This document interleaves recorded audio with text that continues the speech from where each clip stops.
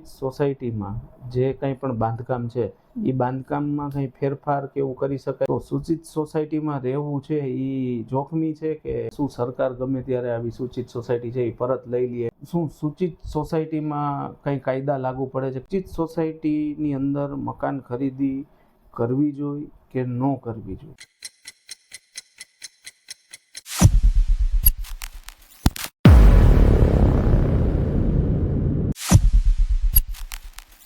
Show only on the Nirav Khetani interview show.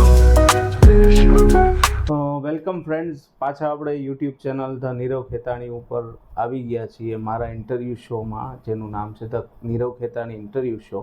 આની અંદર last time આપણે એક એડવોકેટ સાથે આપણે ચર્ચા કરી હતી અને એની અંદર કમેન્ટમાં આપણે પૂછ્યું હતું કે કાંઈ કોઈ નવા ટોપિક ઉપર તમારે જાણવું હોય તો અમને જણાવજો.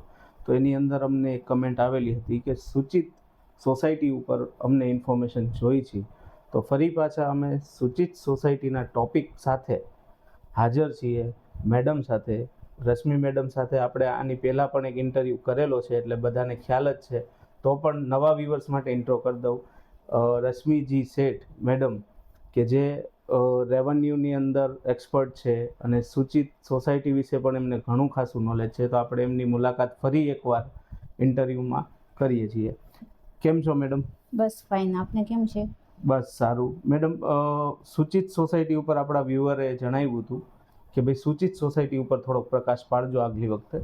તો આપણે થોડાક સૂચિત સોસાયટી ઉપર પ્રશ્ન છે જનતાના, તો આપણે એના વિશે થોડીક જાણકારી જોઈ છે, તો એના માટે થોડાક પ્રશ્ન લઈને પાછો આવી ગયો છું. મેડમ, મેઇન પહેલો તો પ્રશ્ન એ કે સૂચિત સોસાયટી એટલે શું? પહેલા તો એ આપણે જાણકારી આપીએ. સૂચિત સોસાયટી એટલે જે તે સમયે ખાતેદાર ખેડૂતે અથવા તો કોઈ પણ જમીન માલિકે લગભગ ખેતીની જ જમીન હોય મોસ્ટલી, એને બિનખેતી કરાવ્યા વગર એમાં મકાનો અથવા તો ઔદ્યોગિક અથવા તો કોમર્શિયલ બાંધકામ કરી અને નાના નાના પ્લોટિંગ કે એવું કરી અને વેચાણ કરી દીધું. એટલે સૂચિત એટલે બિનખેતી ઉપયોગની, બિનખેતી પરવાનગી લીધા વગર ખેતીની જમીનનો બિનખેતી ઉપયોગ. એટલે કોઈ પણ જાતની પરમિશન વગર ત્યાં બાંધકામ કરી નાખે અને બાંધકામમાં કાંઈ પરમિશન ન લીધી હોય જે તે સમયે. એટલે જમીન પણ ખેતી માટેની હોય અને એની ઉપર પરમિશન લીધા વગર બાંધકામ ચણતર કરી નાખે, તો એ વસ્તુને આપણે સૂચિત સોસાયટી તરીકે કહી શકાય છે. અને ઓછામાં ઓછા 10 મકાન હોય ત્યારે એની ગણતરી એને સૂચિત સોસાયટી તરીકે લઈ શકાય, 1 કે 2 મકાનની. બરોબર. તો તમે જેમ મને એક વસ્તુ બીજી પણ કીધી કે કોમર્શિયલ બાંધકામ પણ એમાં થઈ જતું, તો કોમર્શિયલમાં કઈ રીતે હોય છે? એ જ રીતે હોય છે. મકાન બનાવો એ રીતે દુકાનો બનાવી હોય, દુકાનો બનાવો અથવા નાની નાની ફેક્ટરીઓ હોય, નાના નાના શેડ હોય. બરોબર. ખેતી સિવાયનો કોઈ પણ આપણો બીજો ઉપયોગ. બીજો ક્વેશ્ચન મેડમ એવો છે કે શું સૂચિત સોસાયટીમાં જે કંઈ પણ બાંધકામ છે એ બાંધકામમાં કંઈ ફેરફાર કે એવું કરી શકાય? જે તમારું છે બાંધકામ ઓલરેડી, પહેલા તો આપણે ચોક્કસ વાત એ થઈ કે સૂચિત સોસાયટી જ ઓમ કાયદેસર નથી, એટલે જ સૂચિત સોસાયટી છે. તો એના ઉપર વળી પાછું બાંધકામ કે એવું કરતા હોય છે, તો એ કઈ વસ્તુ કરી શકાય કે ન કરી શકાય? બાંધકામ એ કાયદાનો ભંગ કરીને જ બધા કરતા હોય છે. કોઈ કાયદાકીય જોગવાઈઓ અનુસાર કે એ પરમિશન લઈને કોઈ કરતા નથી. જે રીતે ખેતીની જમીનનો બિનખેતી ઉપયોગ કરે છે તે જ રીતે બાંધકામના નિયમો પ્રમાણે એટલે કરે, પણ મંજૂરી ન લીધી હોય, કમ્પ્લીશન ન લીધું હોય, આરંભ પ્રમાણપત્ર ન લીધું હોય, એમને કરી નાખતા હોય છે. બરોબર. કેમ કે જ્યાં તમારી જમીન નથી એટલે તમને કોઈ પરમિશન નહીં, તો મળવાનું નથી. રેવન્યુ રેકોર્ડમાં જ્યાં સુધી જમીન ખેતીની બોલતી હોય ત્યાં સુધી બાંધકામની પરવાનગી ક્યાંથી મળે તમને? એટલે કાયદાકીય રીતે એ વસ્તુ ખોટી જ છે. ઘણા લોકોનો એવો પ્રશ્ન હોય છે મેડમ કે એ લોકો સૂચિત સોસાયટીમાં રહેતા હોય કે રહેવા જવાના હોય છે, એને ખ્યાલ પડે છે કે સૂચિત સોસાયટી છે, તો સૂચિત સોસાયટીમાં રહેવું છે એ જોખમી છે કે કઈ રીતે? એમ કે સામાજિક દ્રષ્ટિએ કોઈ જોખમી નથી. બાંધકામ એટલે કઈ એવું જોખમ ભર્યું બાંધકામ નથી હોતું. બધા માણસો જ રહેતા એટલે કઈ પોતાનો જીવ જોખમાય એ રીતનું બાંધકામ નથી હોતું. ખાલી કાયદાકીય જે પરમિશનો, પ્રમાણપત્રો લેવા પડતા હોય એ લીધેલા નથી હોતા. એટલે એ રીતનું કોઈ જોખમી નથી હોતું. એટલે એના કારણે એવું થઈ શકે કે સરકાર જે છે એ જમીન તમને ખાલી કરાવે, જગ્યા ખાલી કરાવે, એની સરકારી જમીનમાં સૂચિત સોસાયટી ન થાય. એ તો બરાબર. સરકારી જમીનમાં તમે દબાણ કર્યું, એટલે જો સરકારી જમીન હોય એમાં તમે દબાણ કર્યું હોય તો સરકાર ખાલી કરાવે. અને ખૂબ ગરીબ ઝૂંપડપટ્ટીને એવું ક્યારેક થયું હોય એટલે સોસાયટી તો ન થઈ, એને સરકાર આવાસ યોજનામાં ઘણી વખત મકાન આપીને ખાલી કરાવતી હોય છે. બરોબર. પણ સૂચિત સોસાયટી એટલે ખાનગી માલિકીની જે જમીન હોય એમાં સૂચિત સોસાયટી થાય. મારી ખેતીની જમીન છે એમાંથી હું અમુક ભાગ કે આખી મારી જેટલી ખેતીની જમીન હોય એ બધી જ જમીનમાં હું સૂચિત સોસાયટી કરી નાખું. 10 મકાન, 50 મકાન, 100 મકાન, એટલે જે રીતની મારી પાસે જમીન હોય એમ. તો મેડમ ઘણીવાર એવું પણ જાણવા મળે છે કે શું સરકાર ગમે ત્યારે આવી સૂચિત સોસાયટી છે એ પરત લઈ લે, એવું ના, કઈ હોય છે? સૂચિત સોસાયટી છે એ કઈ ક્યારે બને? ખાનગી માલિકે પરવાનગી વગર ખેતીની જમીનનો બિનખેતી ઉપયોગ કર્યો એટલે માલિકી તો ખાનગી થઈ, સરકારી છે નહીં. એટલે બિનખેતી ઉપયોગ કરવા માટે પરમિશન વગર જ્યારે ખાનગી માલિકીની જમીન હોય સરકાર એટલા આકરા પગલાં નથી લેતી અને કરી નથી શકાતું કાયદાકીય જોગવાઈઓ પ્રમાણે. પણ એના જે દંડ હોય અથવા તો સ્ટેમ્પ ડ્યુટીની જે ચોરી થઈ હોય વેચાણ દસ્તાવેજમાં, એ બધું ધ્યાને રાખી અને સૂચિત સોસાયટીમાં લગભગ આખા ગુજરાતમાં ઘણી સૂચિત સોસાયટીઓ હતી. એટલે વિજયભાઈ રૂપાણીના શાસનકાળ દરમિયાન 2005માં ની આસપાસ એમને ઘણા પરિપત્રોને બહાર પાડી અને કલેક્ટરો પાસેથી સૂચિત સોસાયટીઓ કેટલી છે એનું બધું મંગાવેલા માહિતી અને એ પ્રમાણે સૂચિત સોસાયટી જાહેર કરવામાં આવી. જે સૂચિત સોસાયટીઓ હતી જાહેર કરવામાં આવી અને પછી એને રેગ્યુલર કરવાની કાર્યવાહી પણ કરવામાં આવી છે. બરોબર.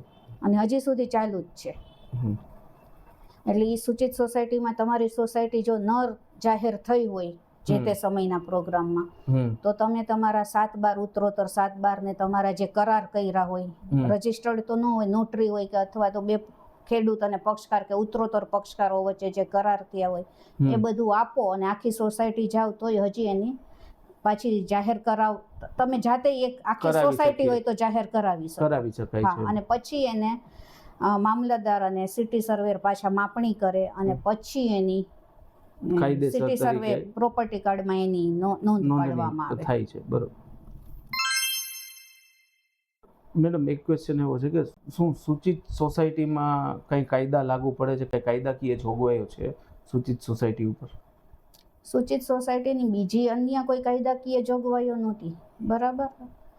સૂચિત સોસાયટીમાં 2005થી જેમ મેં કીધું એમ સૂચિત સોસાયટીઓ રેગ્યુલર કરી આપવાની કાર્યવાહી ચાલુ કરવામાં આવી. એ કાર્યવાહીમાં શું ઉત્તરોત્તર 7/12 પછી એમાંથી જે રીતના નાના નાના પ્લોટિંગ કે એ બધું થયું હોય એ બધું તમે કલેક્ટર શ્રી મંગાવે પહેલા, એટલે મામલતદાર શ્રી બધું એકઠું કરે અને પછી ઉપર ગાંધી રેવન્યુ ડિપાર્ટમેન્ટમાં મોકલે. ત્યાંથી સૂચિત સોસાયટી મંજૂર થઈને આવે પછી પાછા સિટી સર્વેયર અને મામલતદાર ઓફિસમાંથી નાયબ મામલતદાર શ્રી પાછા જે તે સૂચિત સોસાયટીમાં જાય ત્યાં જાહેરાત કરે કે તમારી મંજૂર થઈ ગઈ છે સોસાયટી સૂચિતમાં. એટલે હવે પછી એના એક જે પબ્લિકના એટલે જે સૂચિત સોસાયટીના સભ્યો હોય એના શેર સર્ટિફિકેટ હાથે જે બધું હોય એ બધું રજૂ કરી એના ઉત્તરોત્તર કરારો એ બધું રજૂ કરી અને એની ઉપર જે સ્ટેમ્પ ડ્યુટી લાગતી હોય એટલે એક પ્રકારનું સરકારી લેણું થયું. બરોબર. એની ભરપાઈ કરો એટલે તમને ન લેણા પ્રમાણપત્ર આપવામાં આવે. બરોબર. ચલણ તમને બનાવીને આપવામાં આવે મામલતદાર ઓફિસમાંથી. એ તમારે ભરપાઈ ભરવાનું, પછી એની કોપીઓ ત્યાં આપવાની અને પછી ત્યાંથી ન લેણા પ્રમાણપત્ર આપવામાં આવશે અને ત્યાર પછી તમે સિટી સર્વેરમાં આપો ન લેણા પ્રમાણપત્રની બધું. એટલે પછી સિટી સર્વેર પાછું તમારી જમીનની માપણી કરી જાય અને સોસાયટીના નકશા કે કંઈ હોય અથવા તો જે રીતે બોલતું હોય સરકારી રેકર્ડમાં એ પ્રમાણે એની સાથે મેળ પાડી અને પાછી માપણી કરે અને એનું માપણી શીટ તમારી એક પોતાનું મકાન હોય, દુકાન હોય, ફેક્ટરી હોય એ પ્રમાણેનું એક નાનું માપણી શીટ બનાવીને તમને આપે અને પછી એની સિટી સર્વે પ્રોપર્ટી કાર્ડમાં એન્ટ્રી પાડવામાં આવે. અને સિટી સર્વે પ્રોપર્ટી કાર્ડમાં એન્ટ્રી પાડવામાં આવે એટલે પછી તમે એ મકાન રજિસ્ટર દસ્તાવેજથી વેચાણ કરી શકો. બરોબર. હવે એક પ્રશ્ન મેડમ એવો છે કે સૂચિત સોસાયટીમાં ઘણીવાર હોય ને કે જાહેરાત છે કે સસ્તું મકાન છે આમ તેમ, તો સૂચિત સોસાયટીની અંદર મકાન ખરીદી કરવી જોઈએ કે ન કરવી જોઈએ? અને કરે તો શું ધ્યાનમાં રાખવું છે? જો સૂચિત સોસાયટી સરકારશ્રીએ જાહેર કરેલી હોય તો એમાં ખરીદી કરો અને એને રેગ્યુલરી કરાવો તો તમે વેચાણ દસ્તાવેજથી આજની તારીખે ખરીદી શકો છો.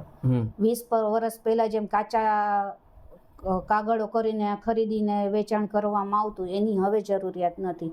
તમે જે વ્યક્તિ પાસેથી લેવા માંગતા હોય એનું સિટી સર્વેમાં પહેલા નામ નોંધાવડાવી લ્યો પ્રક્રિયા કરીને, અને પછી તમે રેગ્યુલર દસ્તાવેજી કરી શકો છો, રજિસ્ટર જે રીતે સામાન્ય જમીનનો થતો હોય છે એ રીતે જ. અને સસ્તું કોઈ જ વસ્તુ નથી. સૂચિત સોસાયટીના જ્યારે તમે લીધી ત્યારે ઈ તમને સસ્તી એટલે પડી કે એના કાગળો બધા ટાઇટલ ક્લિયર નથી. એટલે ટાઇટલ ક્લિયરનો જે ખર્ચ છે એટલો જ ઈ તમને વેચનાર બાદ કરીને આપતો હોય છે. બરોબર. પણ જે તે સમયે જ્યારે આવે, જ્યારે સરકારી નીતિઓ ફરે ને જે આ રીતે વિજયભાઈએ જાહેર કર્યું કે સૂચિત સોસાયટીઓ આપણે રેગ્યુલર કરી આપવી, તો ત્યારે તમારે સ્ટેમ્પ ડ્યુટી તો ભરવી જ પડશે અને એ બધી કાયદાકીય પ્રક્રિયામાંથી પસાર થવું પડશે. એટલે સસ્તું કોઈ નથી. આજે તમે નથી આપ્યા, ભવિષ્યમાં તમારે ક્યારેક તો આપવાની તૈયારી સાથે જ વસ્તુ લેવાની જ્યારે છે. તમે રેગ્યુલર કરવા માંગો છો ત્યારે અને તમારે ભવિષ્યમાં ક્યારેક એવા કાયદા હોય, કેટલો દંડ હોય કે ન હોય, ઈ પ્રમાણે તમને સસ્તું કે વધારે પડતું મોંઘું પડે. હા, બરોબર.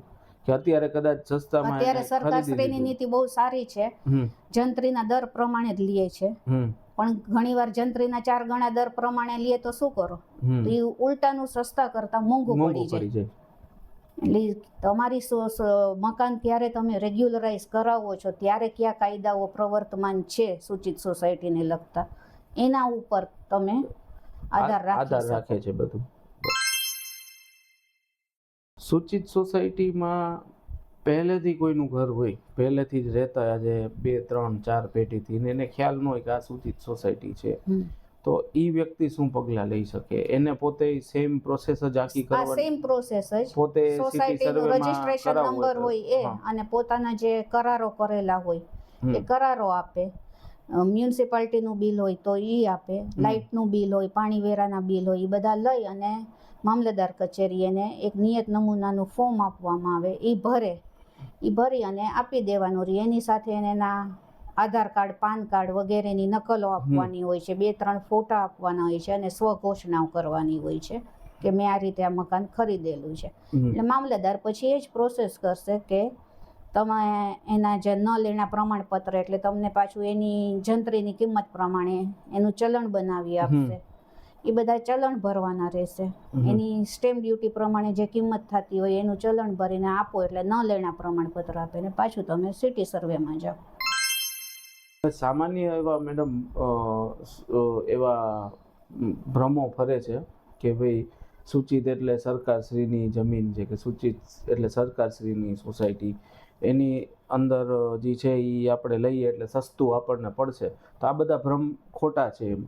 આ બધાય ભ્રમ ખોટા છે. સૌથી પહેલા તો સરકારી જમીન નથી હોતી. ખાતેદાર એટલે ખેડૂત હોય એને પોતાની જમીન બિનખેતીની પરવાનગી કાયદાકીય રીતે મેળવ્યા વગર એમાં બિનખેતી ઉપયોગ કર્યો હોય અને નાના પ્લોટિંગ કે કંઈ પણ કરીને વેચાણ કરી દીધું હોય, ઈ સોસાયટી સૂચિત થાય છે. એટલે સરકારી જમીનનો એમાં સવાલ નથી. અને રજિસ્ટર્ડ દસ્તાવેજથી વેચાણ નથી થતું એટલે તમારે જે તે સમયે સ્ટેમ્પ ડ્યુટી ભરવાની ન રહે અને થોડું તમને ઈ રીતે સસ્તું પડે. ડોક્યુમેન્ટ ટાઇટલ ક્લિયર નથી હોતું એટલે સસ્તું પડે છે. પણ જ્યારે ટાઇટલ ક્લિયર કરાવવા જાવ એટલે પછી બધું સરભર જ થઈ જવાનું છે. બરોબર. એટલે મેડમ સૂચિત સોસાયટી વિશે આપણને કોમેન્ટ આવી હતી ને એના ઉપર આપણે આવો સરસ વિડીયો બનાવ્યો ત્યારે. હવે મેઇન જનતાને તમારા તરફથી શું સલાહ છે કે સૂચિત સોસાયટી બાબતે, કે ખરીદ વેચાણની વાત આપણે કરી લીધી, એના સિવાય કંઈ બીજું આપણે કહી શકીએ કે જનતા એનાથી ચેતી જાય? સૂચિત સોસાયટીમાં જો તમારે જમીન ખરીદવી જ હોય તો બને તો ટાઇટલ ક્લિયર પહેલાંથી જ લેવી જોઈએ. પણ છતાંય તમારે સૂચિત સોસાયટીમાં જ જમીન ખરીદવી હોય તો સૂચિત સોસાયટી રજિસ્ટર્ડ છે કે નહીં એની આખી યાદી છે, એ મામલતદાર ઓફિસે તપાસ કરી લેવી પહેલાં સૌ પ્રથમ કે આ સોસાયટી રજિસ્ટર્ડ છે કે નહીં. તો જ તમે એને રેગ્યુલર કરાવી શકશો. જો આખી સોસાયટી રજિસ્ટર નહીં હોય તો તમને એનો ટાઇટલ ક્લિયર કરાવવામાં ઘણો સમય જશે, માનસિક ત્રાસય થશે. જો રજિસ્ટર હશે સૂચિત સોસાયટી તો તમે મેં અગાઉ જણાવી પ્રોસેસ પ્રમાણે એની જે નલેણા પ્રમાણપત્ર મેળવીને એને રેગ્યુલરાઇઝ કરાવી શકશો. એટલે ખાસ સૂચિત સોસાયટીમાં જ્યારે જમીન લ્યો ત્યારે સૂચિત સોસાયટી રજિસ્ટર છે કે નહીં એની મામલતદાર ઓફિસમાં તપાસ કરી અને પછી જ એની ખરીદી કે વેચાણ ખરીદી કરવા અંગે તમારે બરાબર. વિચારવું. આમાં એક થોડુંક એડ કરું છું આની અંદર જ કે ઘણીવાર એવું હોય છે કે વેચવા માટે સૂચિતના મકાન વેચવા માટે જેને વેચવું છે મકાન એ બાયરને એવું કહેતા હોય છે કે ભાઈ અમારે તો હમણાં રજીસ્ટર થઈ જવાની છે સોસાયટી, આવી જવાની છે કાયદેસર, એમ આવું કહીને મકાન વેચતા હોય ને પૈસા લઈ લેતા હોય છે. નહીં, તો એમાં શું ધ્યાન રાખવું? સૂચિત- ખબર કેમ પડે કે આ 1 વર્ષ કે 2 વર્ષમાં થઈ જવાની છે? એનું કોઈ પ્રમાણ છે કોઈ કે? પણ સોસાયટી હોય એટલે એનું શેર સર્ટિફિકેટ હોય, ભલે ઉત્તરોત્તર જેને ખેડૂતે પેલું વેચાણ કર્યું હોય એ શેર સર્ટિફિકેટ હોય અને એનું રજિસ્ટ્રેશનનું આખું સર્ટિફિકેટ આવ્યું હોય. એ જો ફાઇલમાં ન મળે તો મામલતદાર ઓફિસે જઈને તમે તપાસ કરી જ શકો કે ખરેખર આ છે કે નહીં જાહેર કરેલી સરકારશ્રીએ બરોબર. સૂચિત સોસાયટીમાં. સરકાર બંને, હા. સરકારશ્રીની જાહેર કરેલી સૂચિત સોસાયટી હોય તો જ કદાચ એમાં તમને એ લોકો સર્ટિફિકેટ આપે કે આ શેર સર્ટિફિકેટ છે ને આ અમારા રજિસ્ટ્રેશન નંબર છે, તેમ છતાં એ બે વસ્તુ લઈને મામલતદાર ઓફિસે જે તે એરિયાની મામલતદાર ઓફિસે જઈ અને એ ખરેખર સરકારશ્રીએ એના જે બધા અભિયાનો ચલાવ્યા હતા જે તે સમયે એ અભિયાનોમાં સૂચિત સોસાયટી સરકારી રેકર્ડમાં સૂચિત સોસાયટી બોલે છે કે નહીં મામલતદાર ઓફિસમાં, એની પૂરેપૂરી ખાતરી કરી અને પછી જ તમારે એ મકાન ખરીદવું. બરોબર. ટૂંકમાં બધા વ્યુઅર્સને જણાવીશ કે સૂચિત સોસાયટીમાં આપણે એટલું જોયું કે સરકારશ્રીના નિયમ 2005 પછી જે કાંઈ નિયમો આવ્યા સૂચિત સોસાયટી માટે એને કાયદેસર કરવા માટે, રજીસ્ટર કરવા માટે, જો એની અંતર્ગત તમે સૂચિત સોસાયટીમાં રહેતા હો ને તમે હજી કાંઈ નથી કરાવ્યું તો તમે કરાવી શકો છો. તમારી સોસાયટી રજીસ્ટર થઈ શકે છે. એની તમામ માહિતી આપણે આ વિડીયોમાં મોટાભાગની માહિતી કવર કરી છે. જો આમાં હજી કાંઈ પણ તમારે હજી ડિટેલમાં જરૂરિયાત હોય કે આની અંદર કંઈ તમારે જાણવું હોય વધારે તો તમે મેડમનો પણ સંપર્ક કરી શકો છો. મેડમની ડિટેલ્સ હું તમને શેર કરી દઈશ એન્ડ સ્ક્રીનમાં. અને મેડમ ખરેખર આટલી ઇન્ફોર્મેશન તમે અમને આપી એ બદલ ખૂબ આભાર તમારો, અને તમે સમય આપ્યો એ માટે પણ ખૂબ ખૂબ આભાર તમારો. તમારો પણ આભાર.